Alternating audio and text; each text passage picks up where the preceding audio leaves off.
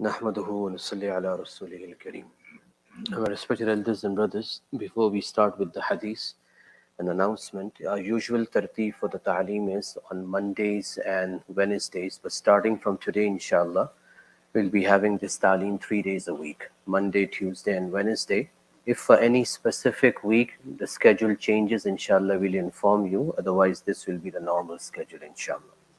Before Ramadan, we started the hadith of Tirmizi. Abu Hurairah radiallahu anhu is the narrator of this hadith. Rasulullah sallallahu alaihi wasallam gave 5 advices. We covered the first 2, 3 were remaining. So I'll quickly review those advices that we covered and then move forward. Rasulullah sallallahu alaihi wasallam said, "Ittaqil maharima takun a'badan nas." Stay away from the disobedience of Allah, from the sins of Allah subhanahu wa ta'ala. If you do so, you will become the greatest worshipper of Allah subhanahu wa ta'ala. We went in the detail of this. Second advice was, "Warda bima qasam Allahu lak takun aghna nas." Be content with whatever Allah has given you. If you do so, you will become the wealthiest person in this world. The third advice, wa ahsin ila jarika takun muslima. Give good treatment to your neighbors. If you are able to do so, you will become a complete Muslim in the sight of Allah subhanahu wa ta'ala. So the first thing to learn from this advice is, the ulama say Rasulullah sallallahu alaihi wasallam has used a very weighty sentence, takun muslima. If you give good treatment to the neighbors, you will become a complete Muslim. So this means one of the signs of being a Muslim is a person has good relationship with his neighbors, treats his neighbors in a nice manner. Likewise, so much emphasis has been given on this right of humanity. We have heard this hadith many times. Rasulullah sallallahu alaihi wasallam said, Jibreel alayhi salam used to advise me to such an extent, or emphasized upon the rights of the neighbors to such an extent, that I felt that they would have right in the inheritance also. When a person passes away, his blood relatives have the right in inheritance, nobody else. But so much emphasis was there that this was the feeling that came in Rasulullah sallallahu alaihi wasallam.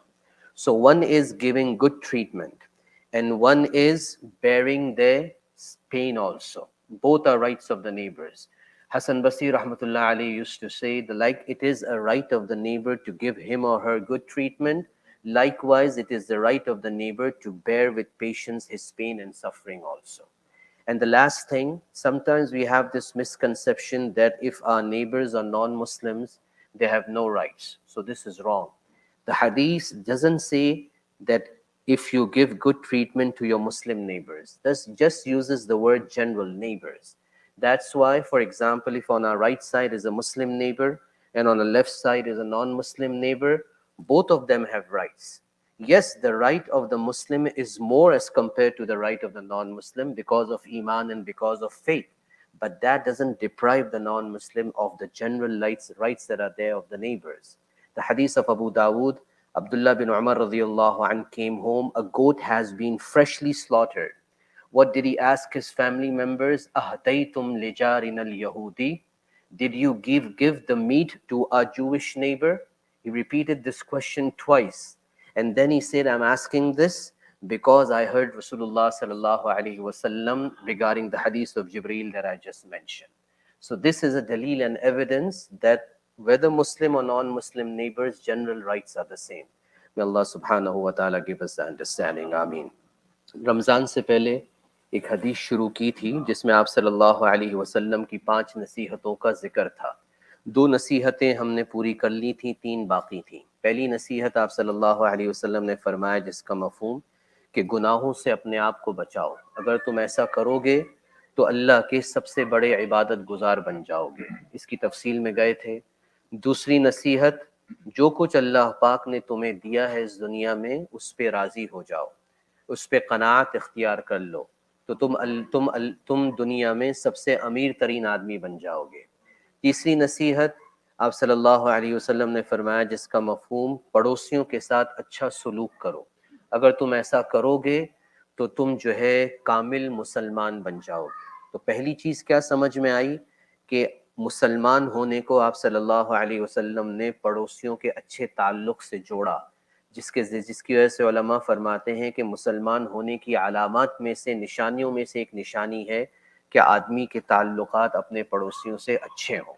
دوسری وہ مشہور حدیث جو ہم اکثر سنتے ہیں، آپ صلی اللہ علیہ وسلم نے فرمایا، جس کا مفہوم کہ جبرائیل علیہ السلام اتنی دفعہ انہوں نے یاد دہانی کرائی، نصیحت کی پڑوسیوں کے حقوق کے بارے میں، کہ مجھے یہ گمان ہونے لگا کہ پڑوسیوں کو وراثت میں بھی حق ملے گا۔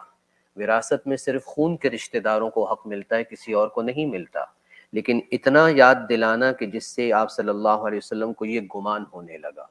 حسن بصری رحمۃ اللہ علیہ فرماتے ہیں کہ جس طرح پڑوسیوں کے ساتھ اچھا سلوک کرنا ان کا حق ہے، اسی طریقے سے ان کی تکلیف کو برداشت کرنا یہ بھی ان کا حق ہے۔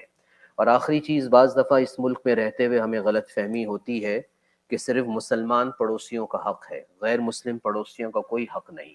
اگر ہمارے دائیں ہاتھ پہ مثال کے طور پہ مسلمان رہ رہا ہے، بائیں ہاتھ پہ غیر مسلم ہے، تو اس حدیث کی ہی بنیاد پہ دونوں کے حقوق ہیں، کیونکہ یہ حدیث میں یہ نہیں کہا جا رہا کہ مسلمان پڑوسی کے ساتھ اچھا معاملہ کرو، لفظ پڑوسی عام مفہوم میں استعمال ہوا ہے۔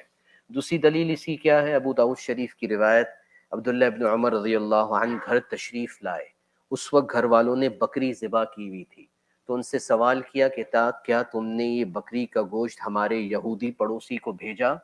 2 دفعہ یہ سوال کیا گھر والوں سے، اور پھر فرمایا کہ میں یہ سوال اس لیے کر رہا ہوں کہ میں نے آپ صلی اللہ علیہ وسلم سے سنا ہے کہ جبریل علیہ السلام نے مجھے اتنی تاکید فرمائی۔ وہ پہلی والی حدیث ذکر کی، جس سے پتہ چلا کہ مسلمان پڑوسی کا بھی حق ہے، غیر مسلم کا بھی ہے، ہاں مسلمان کا حق زیادہ ہے ایمان والا ہونے کے اعتبار سے۔ اللہ پاک مجھے اور آپ کو اس کی سمجھ نصیب فرمائے، آمین۔ سبحان اللہ و بحمدہ، سبحانک اللہم و بحمدک، نشہد ان لا الہ الا انت، نستغفرک و نتوب الیک۔